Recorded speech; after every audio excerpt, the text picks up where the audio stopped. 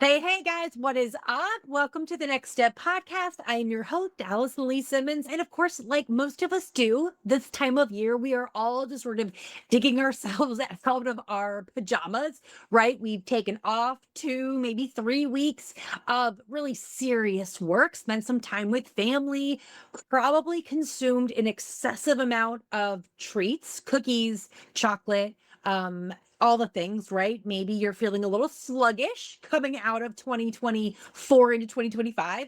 Very normal. Okay, it's January 7th. It's time to like get dressed, put on the false eyelashes, right? And like let's get back to work. The kids are back at school, y'all. The kids are finally back at school. So I feel like I'm officially back at work, even though I was kind of working while they were home. But today's episode, I just felt inspired to share some of the reflections that I went through looking back at 2024, specifically because of the way I was inspired to reflect this year. I do a lot of journaling and I do a lot of goal setting and all the things.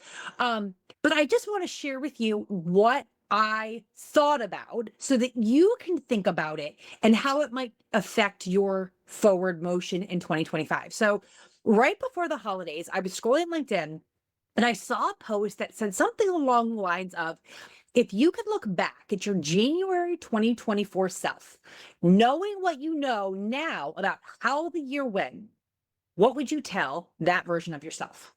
Okay, like what would it be? Advice, encouragement, maybe a warning? You can't change what happened, but what would be the words of wisdom you would give your January 2024 self? And so I got me to really pause and think about all that 2024 held. Rather than just looking at my wins and my lessons learned and all the things, like I was like, no, right. Well, what I say to myself back then, who was I as a business owner and as a mom and as a wife, right? What was I dreaming about for the future? And what was I worried about for the future? And then I had to think, like, what promises was I making myself? Y'all, we all make promises. Like, maybe you don't call it a resolution, but we all make promises to ourselves about how the next year is going to be different, right? Okay, well, what promises did I make and did I actually stick to them? And when I look back at my January 2024 self, and I know all the things that she succeeded at and all the things that she failed at, what would I say to her? And then, of course, that y'all know we have this like, what's your word of the year? What's your phrase of the year? It's something that I've always done. A lot of people do it. And so I'm like, okay, how would I couple all of this together? What would I say to myself? And then what would be my word or phrase going into 2025? Based on this reflection. So all of this was sort of swirling in my head. And then coupled with that, I have noticed there's been a recent trend that I've seen from a lot of big names in the entrepreneurial space, giving this behind the scenes real life peek at what their success has cost them in the last year in particular, though maybe for some of them a longer time, right? I actually subscribe to a couple of different people whose newsletters in December really have been very eye-opening to me, as well as somewhat heartbreaking when I see what they've been through in the last year. Like, if they sort of were like, hey, let me share the highlights and show you the numbers that make me look freaking awesome. And then, like, let me tell you about how I actually suffered from so much stress that I literally lost the ability to use my arms for 3 months. Like, that was one of the gentlemen that I follow, what he shared. And I was like, oh my gosh, like he didn't just kind of sacrifice his health, y'all. He didn't just kind of gain weight or got sick or whatever. No, like he physically was under so much stress that he lost the ability to use his arms. Okay. And then I don't know if y'all follow Alex Hermosi, but he did a post where he kind of bared his soul a little bit on LinkedIn last week. And in some ways, the post defended him against a lot of people who just hate on him, that are just like they see his content and they're just constantly slamming him for being a bro marketer and how he just sacrifices too much of his life to grow or whatever. And he reminds people like, look, I create a lot of content and things get pulled out of context. And the algorithm is, of course, going to push what's controversial. And so it's going to get reactions. And so, like, just give me a break. Y'all are seeing pieces of the whole picture, but you're not seeing the whole picture if you don't follow me completely. But in the same breath, he also confessed that he's made a lot of mistakes. And he was like, I am not telling you to build your business or your life the way I've done it. I'm just telling you the way I did it and what I've learned and what you can take from it. Very much a like, take what you like, leave what you don't post. And so here's what I'm going to do in this episode. It's kind of going to be like the confessions of a solopreneur living the RLD full-time lifestyle with her husband and 3 kids, growing her first full year of business. Okay. Like, what did I accomplish? What did I not? And what would I tell myself if I could go back and have a conversation with me January 2024? Now, for me, I can't help but go back and look at data because let's face it, a lot has happened in 12 months and it's really hard to remember where I started. So I decided to go back. I use YNAB. You Need a Budget is my app for my budgeting. And then I also use Honeybook as my CRM. So I went back and I looked at the data for January 2024 in both YNAB and Honeybook. And y'all, I had 2 clients and I made $1,361.90 that month. Okay. Like I started my actual business management LLC in July of 2023, but come January 2024, I wasn't living the dream, right? I had not established myself as a business manager yet. I wasn't even working as a business manager for my 2 clients. Like I was basically doing their social media content for them. And I am not a social media manager. And so it was like, this is not aligned with what I want to do. Like I liked the content, I liked the clients, but it wasn't very inspiring. I still had this dream to become a business manager that was providing so much value to my clients that they couldn't imagine running their businesses without me, right? Like, and I set a goal of $10,000 a month with 4 clients. And at that time, I can tell you when I made $1,361.90, the idea of making 10K in 1 month was like, that's like a pipe dream, girl. Like that's a very far off goal. Okay. But I got there. Right. I got there in 2024. And I'm not going to go into the nitty gritty details of how I got there because I do share them in episode 29 of this podcast. So I'm just going to link that episode in the show notes for you. And then you can go listen to like, how did Allison get to these 10K months?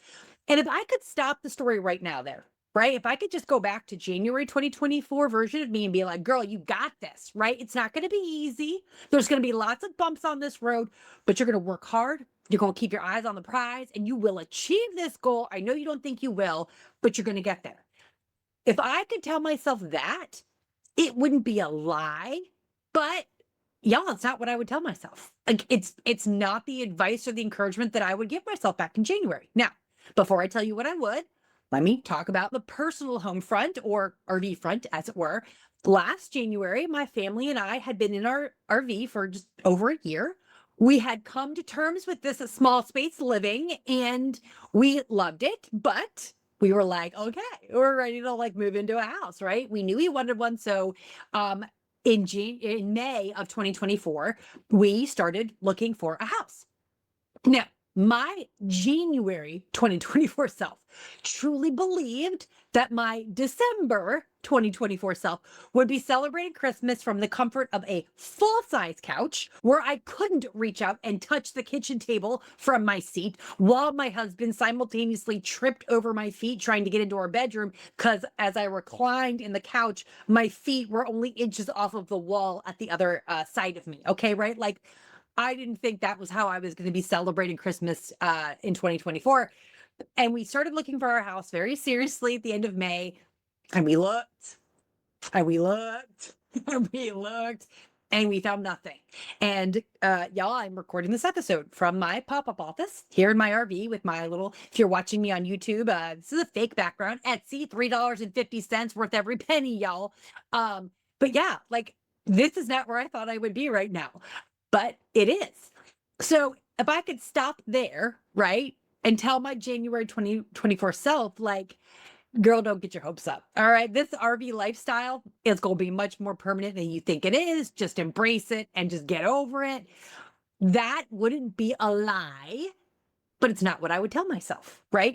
It's not the real talk or the splash of cold water in my face that I would have given myself to prevent disappointment.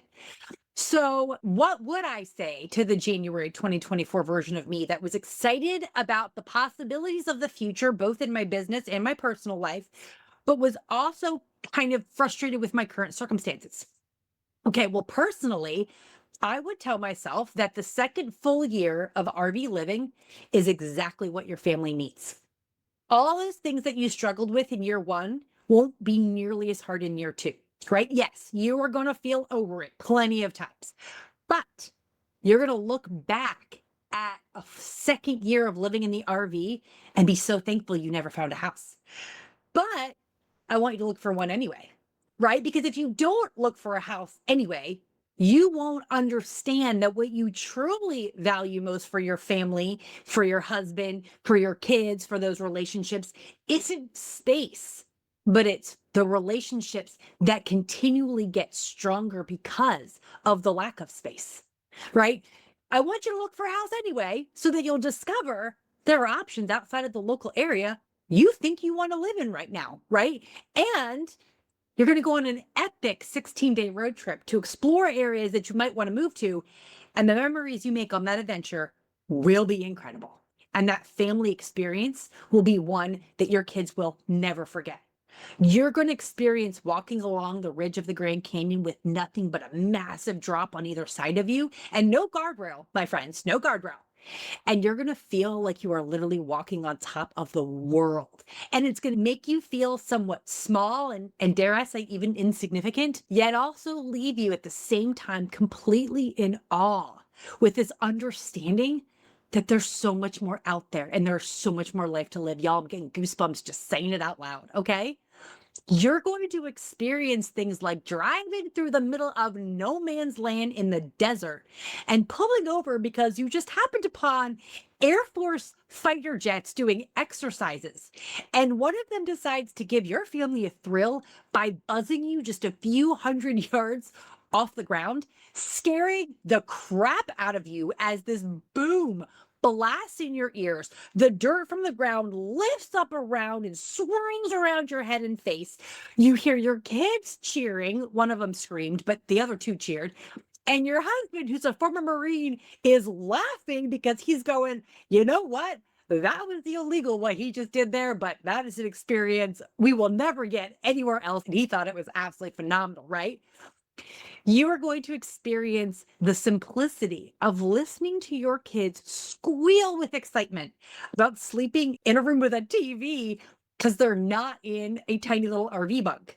You will not get these experiences if you don't look for a house anyway, even though you're not going to find one.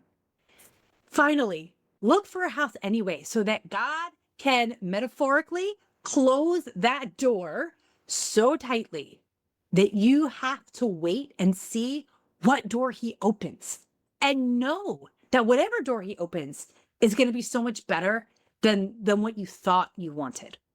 Okay, now I had to share all that first so that I could share this next, because that same 16-day road trip is actually what led me to discover that the business I was so determined to build and succeeded at, right? 4 clients, 10K months, loads of responsibilities, loads of pressure, loads of stress, was not the business I actually want to have, which is why the December 2024 self of me dismantled it. All that hard work, everything that I built, all that I did in 2024, ultimately, I'm starting January 2025 looking to build a very different business model.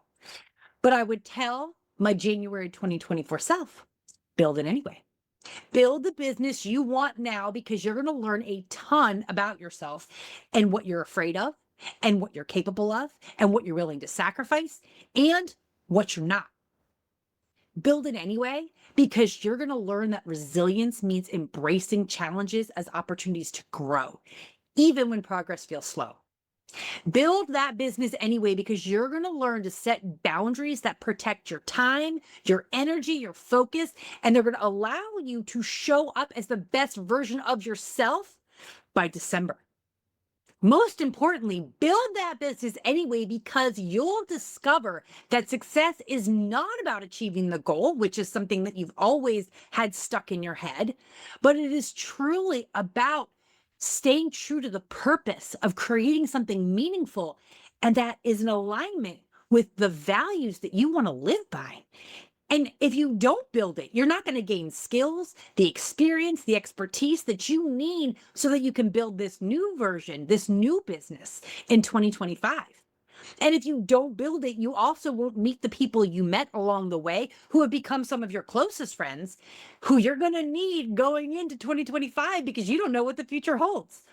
Right. So I would tell my personal self, look for the house anyway, even though you don't find one. And I would tell my professional self, build the business anyway, even though it's not the one that you're going to want come January 2025.